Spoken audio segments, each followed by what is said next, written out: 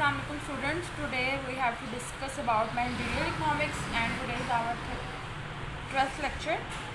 Okay, what is managerial theories? First of all, we will discuss managerial word again. As we know that managerial word is derived from management, we have to manage the things. In these theories, we will discuss about that how to manage the business, how to handle the things, and there are three basic managerial theories. First one is Biomol model of sales revenue maximization. Second one is marriage theories of managerial enterprise. Williamson's theory of managerial discipline. Wait for a minute.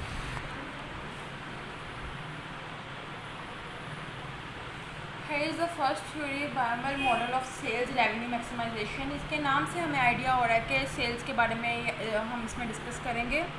ठीक है. अब sales क्या है जी? Sales simple जो production होती है, हम लोगों ने लास्ट प्रोडक्शन का टॉपिक पढ़ा है. प्रोडक्शन की जा रही है एक बिज़नेस में.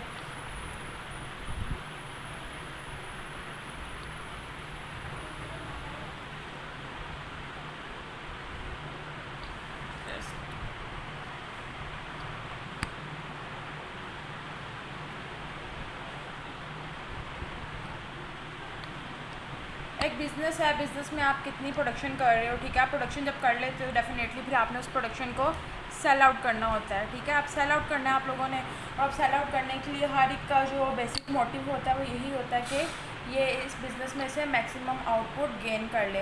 और मैक्सिमम आउटपुट आप लोग क्या गेन करना चाहोगे? मैक्सिमम प्रॉफिट गेन करना चाहेंगे. ठीक है. तो इस थ्योरी का बेसिक मोटिव ही ये है कि आप अपने बिज़नेस में से मैक्सिमम प्रॉफिट कैसे सेल्स के थ्रू गेन कर सकोगे. ठीक है. तो यहाँ पे हम इसकी डेफिनेशन देखते हैं कि ये जो थ्योरी है इसके राइटर के नेम पे ही है. W.J. बायोमल था. इसे सजेस्ट किया था कि जो थ्योरी है हमें बताती है sale revenue maximisation as an alternative goal to profit maximisation. कि अगर हम लोग अपनी प्रॉफिट को मैक्सिमम करना चाहते हैं, पीक पे लेके जाना चाहते हैं, ऑन द हायर पॉइंट हम मूव करना चाहते हैं, तो हम लोग अपने सेल्स के रेवेन्यू को मैक्सिमाइज़ करते हैं. सेल्स रेवेन्यू हमारे पास क्या है? रेवेन्यू कहेंगे सिंपल आमदनी को. ठीक है. सिंपल आमदनी हमारे पास क्या है? Total revenue. टोटल रेवेन्यू हमें कैसे मिलता है? कि जब हम लोग अपने प्रॉफिट में से अपने अपने प्रॉफिट में से अपने लॉसेस जो है माइनस करते जाते हैं. ठीक है. तो हमें पता लग जाता है कि हमारे पास रेवेन्यू कितना आया है, कितनी आमदनी आई है और कितनी हमारे पास प्रॉफिट हुई है. तो यहाँ पे जो हमने सेल्स करनी है, हमने उनके रेवेन्यू को जो हम लोग मैक्सिमाइज़ करेंगे, ज़्यादा से ऊपर हाईएस्ट पॉइंट में लेके जाना चाहेंगे, तो हम लोग देखेंगे कि हमारा जो अल्टरनेटिव गोल होता है वो प्रॉफिट मैक्सिमाइजेशन होता है. ठीक है. अब इसमें हम इसको नेक्स्ट देखेंगे कि इसमें रैशनल हाइपोथेसिस क्या है. फर्स्ट ऑफ ऑल हाइपोथेसिस क्या होता है हमारे पास? ये एक हमारे पास एक अजम्पशन है कि हम देख रहे हैं कि क्या ये चीज़ इन फ्यूचर पर वेल करेगी या नहीं करेगी, क्या ऐसा हो सकता है या कि नहीं हो सकता. ठीक है. तो अब यहाँ पे हम रैशनल हाइपोथेसिस देखते हैं कि इस थ्योरी के क्या क्या हैं. First of all first one is managers are separated from the ownership in modern time. Managers जो हैं वो ऑनरशिप में, आजकल जो आपको पता है आप हर जॉब में, जिस जॉब में जाओगे वहाँ पे डिमांड्स इतनी ज़्यादा हो गई हैं कि आपकी क्वालिफिकेशन क्या है, आपका स्किल क्या है, आपको इस चीज़ का कितना एक्सपीरियंस है, क्या आप मॉडर्न टेक्नोलॉजी से इन टच हैं, कि आपको कौन कौन सा सॉफ्टवेयर आता है. तो ये सारी चीज़ें क्या हैं? रैशनल है. तो मैनेजर जो है वो इस चीज़ से बहुत ज़्यादा इंगेज होता है, इस चीज़ से अपने आप को सेपरेट रखता ज़रूर है लेकिन ऑनरशिप नहीं क्रिएट करता. जस्ट लाइक इसको मैं अगर शॉर्ट टर्म में कहूँ कि उसका मोटिव ये होता है कि उसने खुद को इन चीज़ों की तरफ लेके जाना है लेकिन अपने प्रॉफिट को मैक्सिमाइज ही रखना है. This has given power to manager who pursue their own goals rather than the goal of owners. अब एक मैनेजर का मोटिव क्या होता है? उसने अपने गोल सेट किए होते हैं. वो बिज़नेस के मालिक के गोल नहीं खुद पे अप्लाई कर रहा होता. उसका क्योंकि मैनेजर है. मैनेजर कौन होता है? बिज़नेस को मैनेज करने वाला. सारी रिस्पॉन्सिबिलिटी उसकी है. अगर लॉस होता है, प्रॉफिट होता है, मैनेजर जो ऑनर है उसने उससे पूछना है. इसलिए फिर वो ऑनर की सुनता नहीं है. वो ऑनर को कहता है कि ये काम है, ये काम ऐसे होना चाहिए, ऐसे होना चाहिए. वो असल में ऑनर को अगर खुद इतना एक्सपीरियंस हो तो कभी भी मैनेजर हायर ना करे. तो इसलिए उसने मैनेजर ने सारा काम खुद ऑपरेट करना होता है. Manager ensure a minimum acceptable level of profit to satisfy the shareholders but would pursue a goal which enhances their own utility. अब यूटिलिटी का टर्म हम लोगों ने पढ़ा था। यूटिलिटी क्या होता है? The maximum satisfaction that you gain from any good. ठीक है, तो आई होप कि आपको याद होगा। अच्छा जी, मैनेजर का जो प्रॉफिट होता है, मैनेजर खुद उस होल प्रॉफिट में से मिनिमम प्रॉफिट लेता है। ठीक है, लेकिन वो क्या होता है, वो सेटिस्फाई कर रहा होता है होल बिज़नेस को। उसका जो प्रॉफिट अर्निंग होता है, मोटिव होता है तो उसके बिज़नेस का, वो यही होता है कि वो यूटिलिटी को मैक्सिमाइज़ कर सकें। Why manager attempt to maximise sales rather than profit. अब जो ऑनर मैनेजर है उसका ये मोटिव क्यों है कि वो सेल्स को मैक्सिमाइज़ करे एज़ कम्पेयर टू प्रॉफिट। अब बेटा, अब देखो एक जेन्युइन सी बात है कि वो सेल्स जितनी ज़्यादा करता जाएगा प्रॉफिट तो ऑटोमेटिकली ज़्यादा होता जाएगा। लेकिन अगर वो खाली प्रॉफिट के बारे में सोचे कि नहीं मुझे पैसा कमाना है, मुझे ज़्यादा करना है, तो कैसे करेगा? तो उसके लिए वो सेल्स को प्रायोरिटी देता है। यहाँ पर हम ये बात कर सकते हैं। First point is incomes of top executives are closely related to the sales rather than profits. Income जितने भी टॉप मार्केट में आप लोगों ने देखा होगा, आपके पास होती है मार्केट, स्टॉक मार्केट आपके पास एक प्रिवेल कर रही होती है। स्टॉक मार्केट में आप लोग देखते हो कि किस कंपनी के, स्टॉक मार्केट में आप देख रहे होते हैं कि आपके पास डिफरेंट कंपनीज़ के डिफरेंट शेयर्स का रेट होता है। ठीक है, शेयर्स की बाय एंड परचेज हो जाती है। कभी रेट बहुत अप हो जाता है, कभी बहुत डाउन हो जाता है, कभी रेट बहुत डाउन हो जाता है, कभी बहुत रेट अप हो जाता है। तो इसलिए जो बिजनेसमैन होता है उसका मोटिव जो होता है इनकम ज़्यादा जनरेट करना, तो इसलिए वो अपने सेल्स को मोटिवेट कर रहा होता है बजाय के प्रॉफिट को। क्योंकि अगर सारा ध्यान वो स्टॉक एक्सचेंज पे देगा तो उसकी मार्केट इतनी ज़्यादा हाई जो उसके शेयर्स के रेट होंगे वो नहीं होंगे। Second is banks and financial institutions are impressed by the amount of sales and treat this as good indicator of the performance of the firm. Financial institutions हैं आपके पास, बैंक्स हैं आपके पास, इनका मोटिव क्या होता है? आप लोगों ने देखा होगा बैंक में बैठे हुए हैं, इनका मोटिव ज़्यादा से ज़्यादा सेल है। किस चीज़ की सेल करना? अपने अकाउंट्स की सेल करना। हर एक से कहा जाता है कि आप अकाउंट बनाओ, आप अकाउंट बनाओ। इवन मोटिवेट किया जा रहा होता है। इवन इनका एक पूरा एक डिपार्टमेंट होता है जो लोगों को इन्फोर्स करता है कि आप इनके पास आओ, इनसे अकाउंट। जब आप अकाउंट बनाते हो तो ऑटोमेटिकली इनकी सेल्स हो रही होती है। इनकी सेल्स कैसी हो रही होती है? जब आप अकाउंट बना लेते हो, आप उस अकाउंट से ट्रांजेक्शन करते हो। जब आप ट्रांजेक्शन करते हो ऑटोमेटिकली आपके चार्जेस कटते हैं, और जो आपके चार्जेस कटते हैं तो उनकी सेल्स ही हो रही होती है, उनका वो प्रॉफिट की फॉर्म में जा रहे होते हैं। Next one is large and continuing sale enhance prestige of the manager who ensure regular distribution of the dividend. And what is dividend? Dividend is the profit on shares. ठीक है, जब आपके पास मैनेजर है, ठीक है, उसका बेसिकली प्रॉफिट मोटिव ये होता है कि वो अपनी सेल्स को ज़्यादा से ज़्यादा करे और उसकी सेल्स जो है कंटिन्यू हो। कंटिन्यूटी से मुराद है कि ये नहीं कि आज सेल कर ली इसके बाद मतलब कि आज बल्क अमाउंट में कर ली, क्योंकि लार्ज का वर्ड भी ज़्यादा साथ यूज़ हो रहा है। आज कर ली, उसके बाद वीक बाद, ईयर बाद, बिल्कुल भी नहीं है। नहीं, कंटिन्यूटी होनी चाहिए। कंटिन्यूसली उसकी सेल्स का रेट हाई जाना चाहिए। ठीक है, तो ये एक मोटिव होता है मैनेजर का प्रॉफिट अर्न करने का। Next one, a study performance with satisfactory amount of profit is preferable to irregular spectral profit in some 1 or 2 years having shown high profits if the level is not maintained it will lead to the discontent of shareholders. Shares जब आप लोग किसी company के ख़रीदते हो, ठीक है, तो वो शेयर्स कभी अप होते हैं, कभी डाउन होते हैं। ठीक है, आपके पास फ्लक्चुएशंस आती रहती हैं। इरेगुलर पीरियड आपके पास होता है, एटलीस्ट 1 से 2 साल तक आपके पास आती रहती हैं। लेकिन वो आपके पास क्या आपको शो कर रही होती हैं? अगर उन शेयर्स का रेट हाई ही रहे, ठीक है, और अगर वो अपने आप को मेंटेन अगर ना कर पाए, ठीक है, तो ना कर पाने की सूरत में क्या होगा? शेयर होल्डर्स जो होंगे वो उन शेयर्स को बेच देंगे। ठीक है, क्योंकि वो मज़ीद लॉस में नहीं जाना चाहेंगे। इसलिए जो मैनेजर होता है उसका मोटिव ये होता है कि वो अपनी सेल्स को हाई रखे rather than profit. Last but not the least, large sales strengthen the competitive power of the firm competitors, while low or declining sale diminishes the power. Okay. Who are the competitors? Competitors कौन है?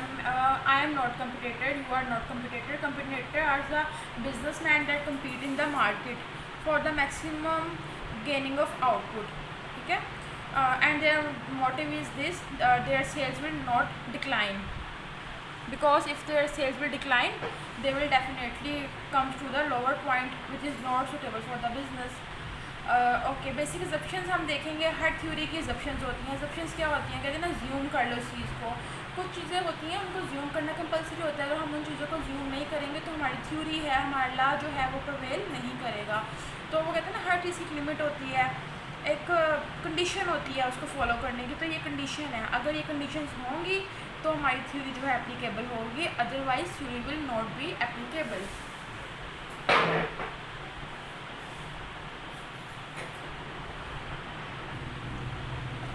Okay, the next one is assumptions के बारे में बात हम कर रहे थे। तो अजप्शंस मैं आपको बता रही थी, क्या बता रही थी भूल गया, एक्चुअली ब्रेक ली थी मैंने बीच में। ओके, हाँ, अजप्शंस होती हैं कुछ चीज़ की कंडीशंस कि हम किन कंडीशंस को लाजमी फॉलो करेंगे, अदरवाइज़ ये काम नहीं हो सकता। जस्ट लाइक अगर हम लोग अपनी प्रैक्टिकल लाइफ में से कोई एग्जांपल लें तो ये होता है फीस जमा करवाओगे तो पेपर होंगे, अदरवाइज़ पेपर नहीं होने। मतलब ये क्या है, अजप्शन है आपकी, मतलब एक कंडीशन है कि ये होगी तो ये दूसरा काम होना, otherwise it's not possible. Okay, first assumption हम देख लेते हैं क्या है। A firm decision making is limited to the single period. During this period the first attempt to maximise total revenue. एक सिंगल पीरियड आपके पास होना चाहिए जिसमें आप लोगों का मोटिव जो होना चाहिए, फर्म जो है कोशिश करे कि वो मैक्सिमम ज़्यादा से ज़्यादा वो रेवेन्यू जनरेट कर सके। Next is sales revenue maximisation is subject to provision of minimum required profit to ensure a fair dividend to shareholders, thus ensuring stability of his job.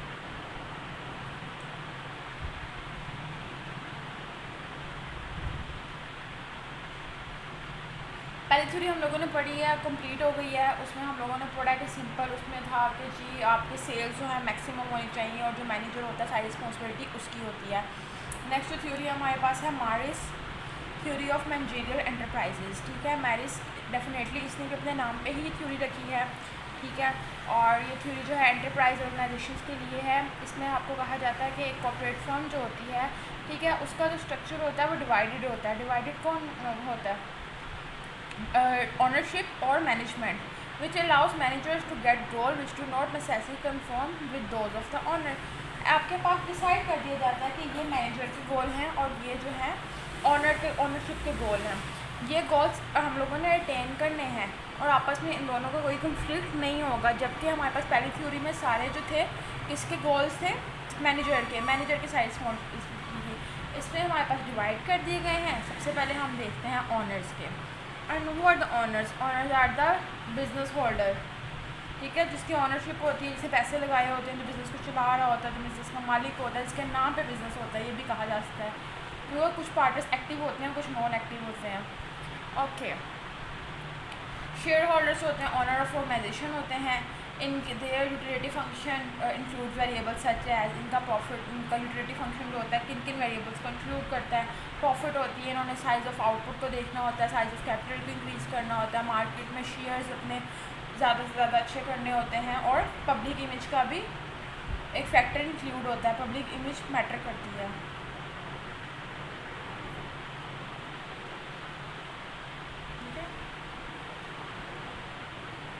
Whereas on the other side अगर हम manager की बात करें तो manager जो होता है, managers के पास आइडियाज़ होते हैं कि ये अपने बिजनेस के फंक्शन को कैसे कंक्लूड करे। अब इसके पास आइडियाज़ क्या होते हैं और इसका फंक्शन जो है किस पर डिपेंड कर रहा होता है। इसका जो मोटिव होता है बेसिकली अपनी सैलरी से सबसे ज़्यादा कंसर्न कर रहा होता है। दूसरा, ये जॉब सिक्योरिटी जा रहा है। तो जॉब मतलब कभी भी ये नहीं होता कि आप किसी को भी निकाल दो जी। स्पेशली ऐसी पोस्ट होती है मैनेजर, किसी का कॉन्ट्रैक्ट किया जाता है कि इतनी देर से पहले ये चेंज नहीं होगा, क्योंकि काफ़ी काम इसके अंडर होते हैं और एक पूरा प्रोसीजर इसको डन करना होता है। और पावर एंड स्टेटस, इसके पास पावर भी होता है, इसको स्टेटस भी गेन होता है। मैरिज के जो हाइपोथेसिस हैं, इसमें हम मैक्सिमम देखेंगे ग्रोथ रेट हमारे पास कैसा हो सकता है। अभी हम लोगों ने बात की कि 2 लोगों की बात है यहाँ पर, नॉट जस्ट मैनेजर। तो सबसे पहले 2 गोल सेट किए जाएंगे आपके पास। पहला आपके पास होगा ऑनर्स का। ऑनर्स कौन होते हैं? Share holders. इनका प्रॉफिट अर्निंग होता है मोटिव, और मार्केट में अपने शेयर्स की रेपुटेशंस को अच्छा करना।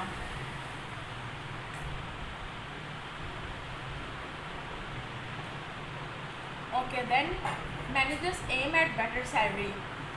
जबकि दूसरी साइड पे मैनेजर की ग्रोथ रेट क्या होता है, वो अपनी बेटर सैलरी के लिए वर्क कर रहा होता है, ठीक है, क्योंकि उसको प्रॉफिट तो कोई नहीं मिलना ना, वो जितना अच्छा काम करेगा उसकी सैलरी उतनी बेहतर होती जाएगी।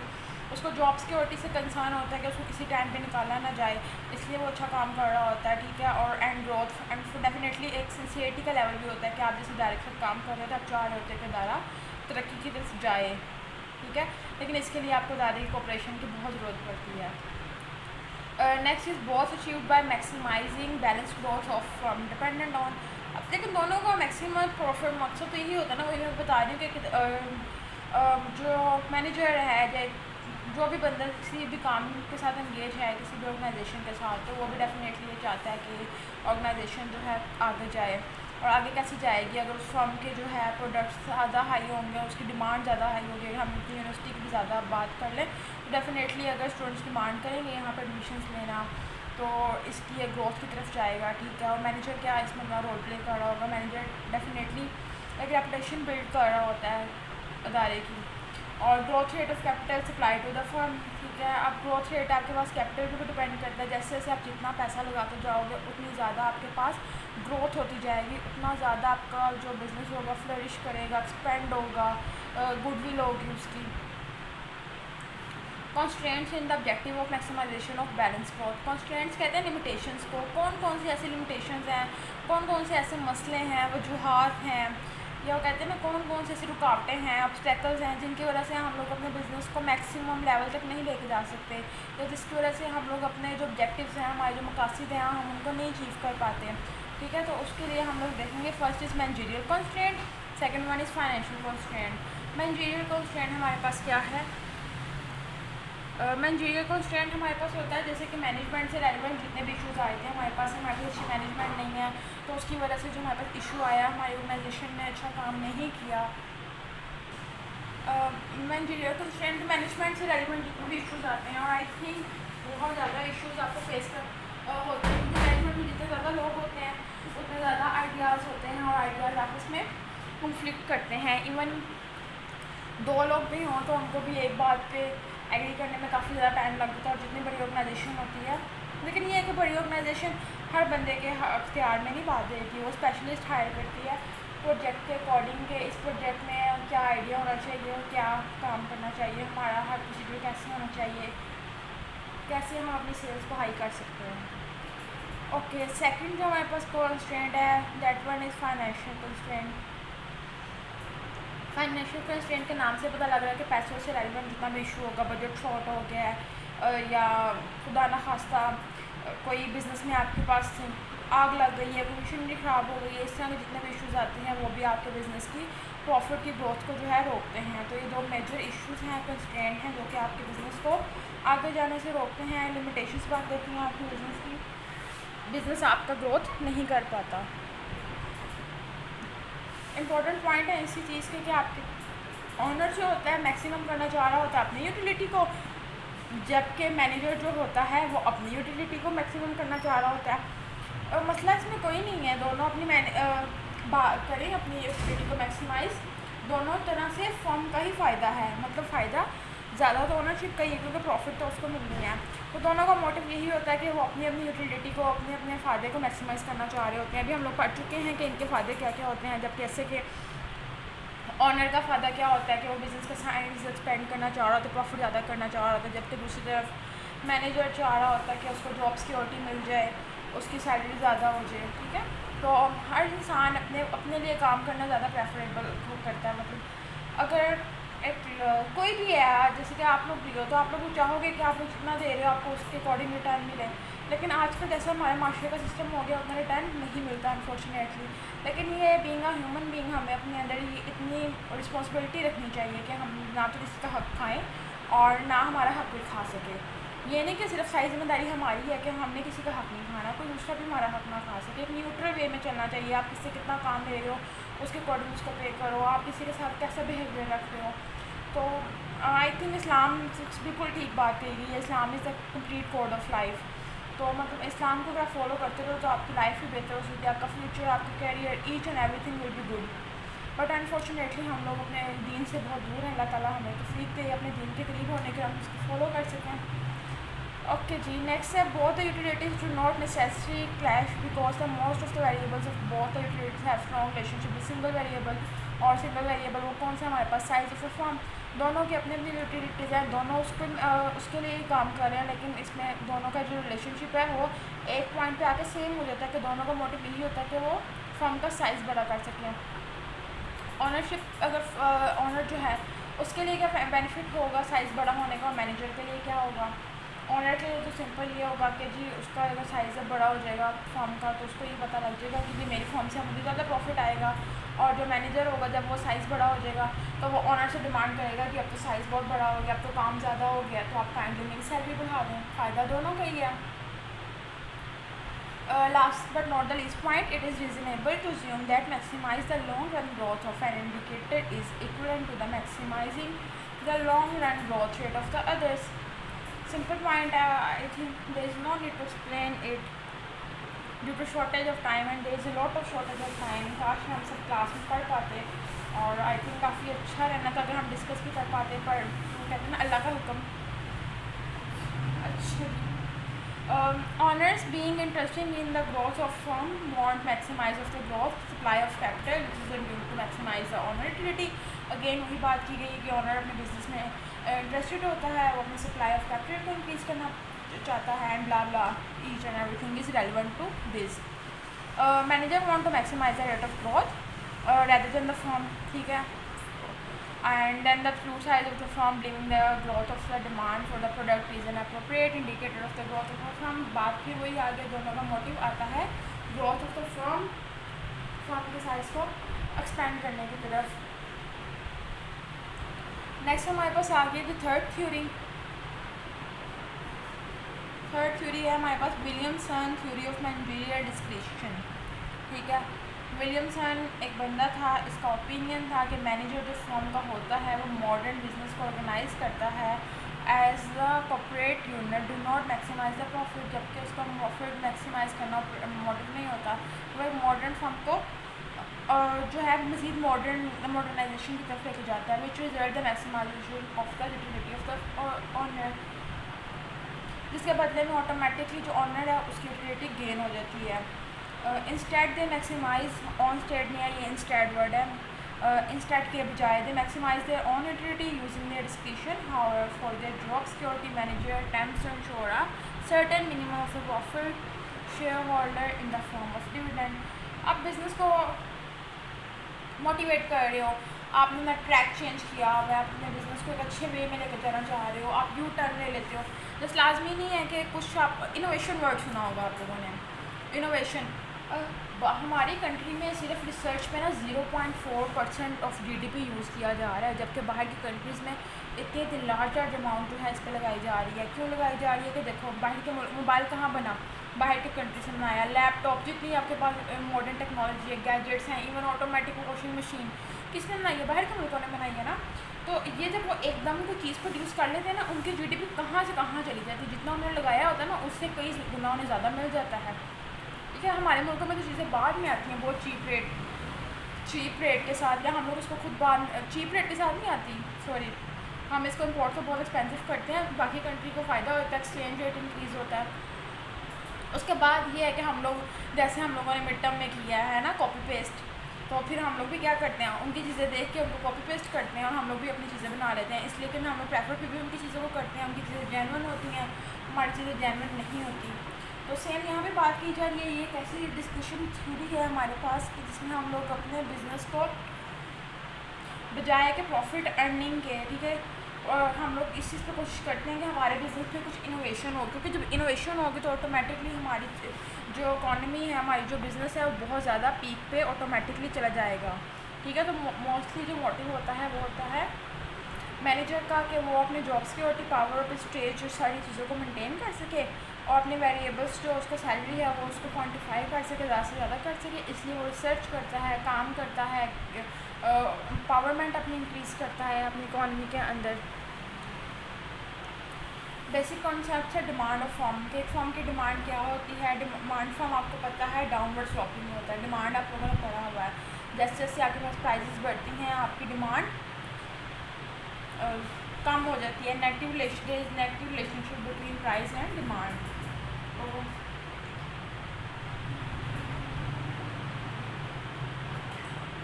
इस तरह हम इकोनॉमी में बिजनेस की बात करें तो डिमांड और प्राइस दोनों फैक्टर्स हमारे पास वेल करते हैं। यहाँ पे हम लोग देखेंगे कि हमारे पास एक्स जो है आउटपुट है, x is output and where is my pen.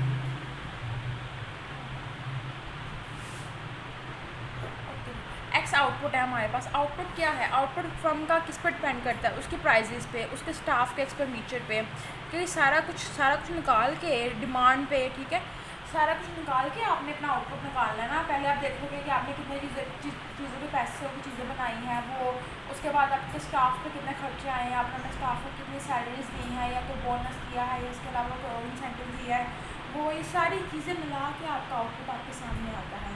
Where अगर हम प्राइस की बात करें तो हमारे पास ये वाइस वर्सा हो जाएगा, हमारा आउटपुट अंदर और प्राइसेस बाहर, दोनों चीज़ों का फंक्शन हम निकाल सकते हैं।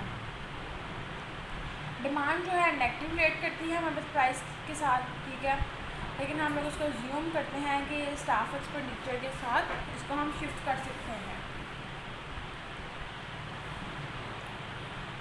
एक्चुअल प्रॉफिट और रिपोर्टेड प्रॉफिट, दो तरह की हमारे पास प्रॉफिट कंसीडर की जाती हैं। एक्चुअल प्रॉफिट क्या होती है? जिसमें से सिंपल हमारे पास जो प्रॉफिट है निकालने के लिए हम लोग रेवेन्यू जितने हमारे आमदनी हमारे पास आई है उसमें से हम अपनी कॉस्ट माइनस करते हैं जितने हमने खर्च किए हैं। लेट्स सपोज अगर मेरे पास 10 रुपये आए हैं और मैंने उस काम पे 5 रुपये लगाए थे वो, और उसके बाद हम लोगों ने अपने स्टाफ एक्सपेंडिचर माइनस करने हैं कि 5 रुपये मैंने अपने स्टाफ को लगाए थे। सिंपल मैं इसकी यहाँ पर एग्जाम्पल कोट करके आपको बताती हूँ, ज़्यादा क्लियर हो जाएगा। प्रॉफिट कैसे निकलेगी? रेवेन्यू मेरे पास 10 रुपये आ गए हैं, ठीक है, 3 रुपये की मैंने चीज़ बनाई थी, कॉस्ट मेरी उस पर इतनी लगी थी, ठीक है, और 3 रुपये की वो चीज़, ठीक है, और 3 रुपये का ही मेरे पास 3 रुपये मैंने स्टाफ को सैलरी दी है, उस वर्कर को सैलरी दी है जिसने मेरी वो चीज़ बना के मुझे दी है। तो मैं सब्ट्रैक्ट करती जाऊँगी इन तीनों चीज़ों को, मेरे पास प्रॉफिट आ जाएगी। जबकि अगर हम दूसरी बात करें दूसरी प्रॉफिट की, रिपोर्टेड प्रॉफिट की, तो रिपोर्टेड प्रॉफिट में हमारे पास एक एलिमेंट ऐड हो जाता है R minus C minus S same as it is minus M. एक ऐसा एलिमेंट हमारे पास ऐड हो रहा है जो कि हमारे पास मैनेजरियल एमॉल्टमेंट को माइनस कर रहा है। अब ये क्या है? जस्ट लाइक टैक्सेस जो हम लोगों ने गवर्नमेंट को पे किए हैं, ठीक है। इनडायरेक्ट टैक्स का भी आपको पता होगा, सॉरी डिस्पोजेबल इनकम का, जब आप अपनी इनकम में से टैक्स माइनस कर देते हो तो आपके पास जो इनकम बचती है वो डिस्पोजेबल इनकम होती है। तो यहाँ पे भी सिंपल आप जो अपने प्रॉफिट में से टैक्स माइनस करोगे और अपने बाकी एक्सपेंसेस, अपना रेवेन्यू, अपना क्या गया, रेवेन्यू, अपनी कॉस्ट और अपना स्टाफ एक्सपेंडिचर लेस करोगे तो जो आपके पास रिमेनिंग चीज़ बच जाएगी वो आपकी रिपोर्टेड प्रॉफिट लाएगी, not just profit. Minimum profit कौन सी होती है?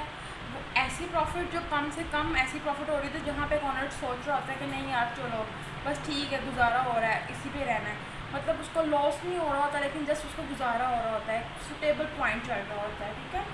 डिस्क्रिशनरी प्रॉफिट, डिस्क्रिशनरी प्रॉफिट हमारे पास वो प्रॉफिट होती है जिसमें से हम लोगों का मिनिमम प्रॉफिट और टैक्स जो है एक्चुअली प्रॉफिट माइनस कर देते हैं। नेक्स्ट है discretionary investment. Discretionary investment is the amount that is left from the reported profit after subtracting the minimum profit tax from the reported. आपके पास घर में कुछ पैसे पड़े हुए थे,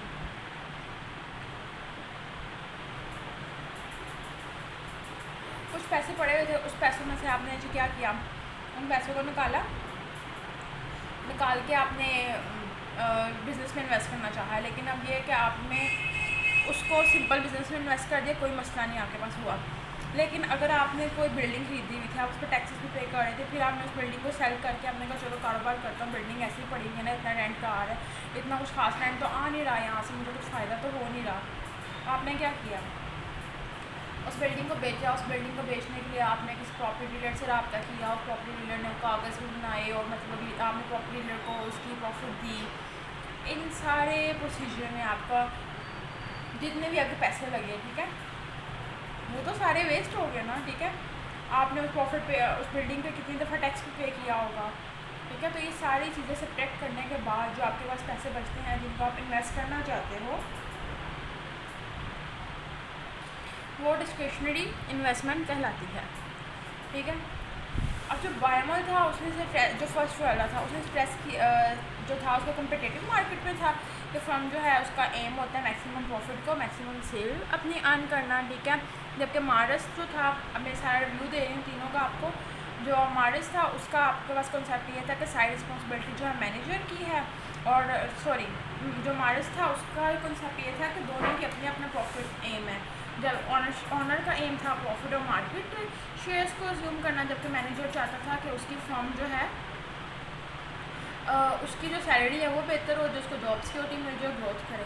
दोनों के जो है मोटिव सेट होते हैं और ये बैलेंस ग्रोथ की तरफ फर्म को ले जाते हैं। जबकि तीसरी जो थ्योरी है विलियमसन की जो थ्योरी है ये हम बताती थी कि जो मैनेजर है वो अप्लाई करता है डिस्क्रिशनरी पावर को, ठीक है, कि वो मैक्सिमम कर सके यूटिलिटी फंक्शन को। और जबकि जो उसके अलावा उसका और एक मोटिव होता है कि वो अपनी फर्म की कंस्ट्रेंट को जो है मेंटेन करके उनको सॉल्व करके, जो हम लोगों ने कंस्ट्रेंट पढ़ी है, एक मैनेजरियल कंस्ट्रेंट है और एक फाइनेंशियल कंस्ट्रेंट है, उन दोनों कंस्ट्रेंट को रिजॉल्व आउट करके प्रॉफिट को मैक्सिमम कर सके और अपने शेयर होल्डर को या अपना जो ऑनर है उसको वो सेटिस्फाई कर सके, ठीक है। फर्स्ट में सेल्स रेवेन्यू को जनरेट करना, सेकंड में दोनों के अपने अपने मोटिव हैं, और थर्ड में जी मैनेजर सारा काम करता है, सारे मसले हल करता है, और वो चाहता ये है कि उसका जो शेयर होल्डर है, उसका मालिक जो है उससे इम्प्रेस हो जाए।